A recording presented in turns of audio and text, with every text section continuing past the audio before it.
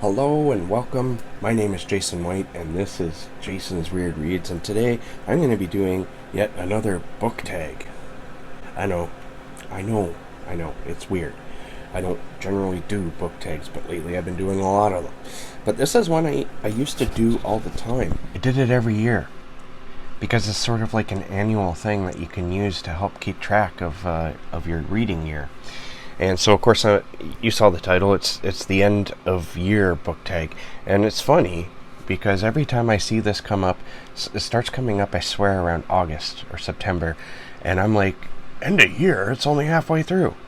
But it's not meaning the end of year. It's sort of like the last part of the year, what you've read so far and what you're planning.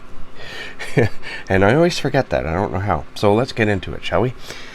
The prompt number one is, are there any books you started this year that you need to finish? And no, I am very, very good at DNFing books I either not ready for yet or I don't like. I started War and Peace at the beginning of the year, and I DNF'd it not because I didn't like it, but because... Actually, I don't even remember. It was kind of meandering a bit, and I just wasn't into it. It's like, this is the wrong time. I need to maybe be in the right mindset to read it.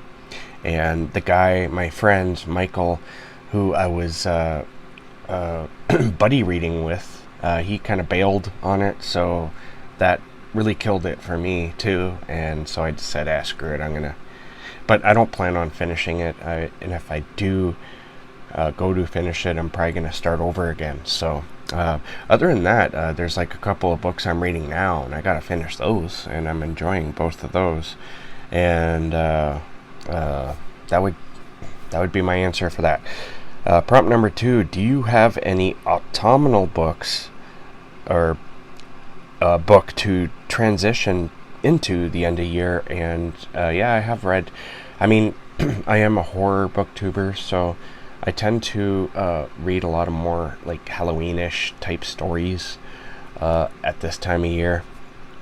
And right now I am reading All Hallows by Christopher Golden, and that's it's a really good book. I'm listening to it on audiobook, and it's really fun. And I also read Pet Sematary, which even though the story takes place over pretty much an entire year, it's a really good fall read, I find. So those two books at least. There's probably more, but nothing's coming to mind right now.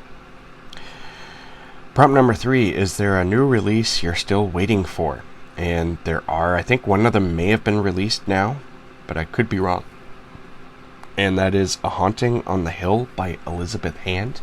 Now, this is technically an official sequel to Haunting on Hill House by Shirley Jackson, and that's the main reason why I want to read this. I actually listened to an interview by...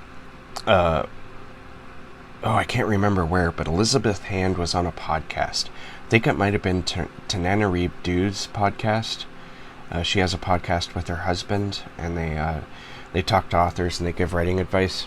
I'm pretty sure that was where I heard the interview.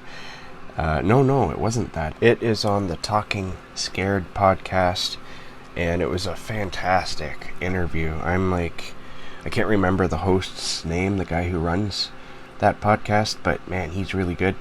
It was a really, really excellent interview with Elizabeth Hand, and listening to that interview bumped that book up on my list. I want to read it like as soon as I can, if possible. And there's another book I'm waiting for. I don't think it's released yet, or if it has been released, it was like just released. I think it's like releasing on the 15th or the 16th, maybe the 20th of October, and that's Nestlings by Nat Cassidy.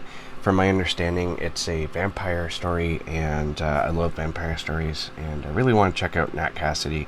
I'm going to be reading his book Mary soon, after I'm done All Hallows, so there's that.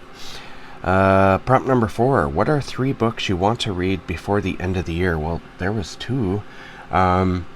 honestly, I don't know what else. I'm very much a mood reader. I mean, month of cryptids coming up.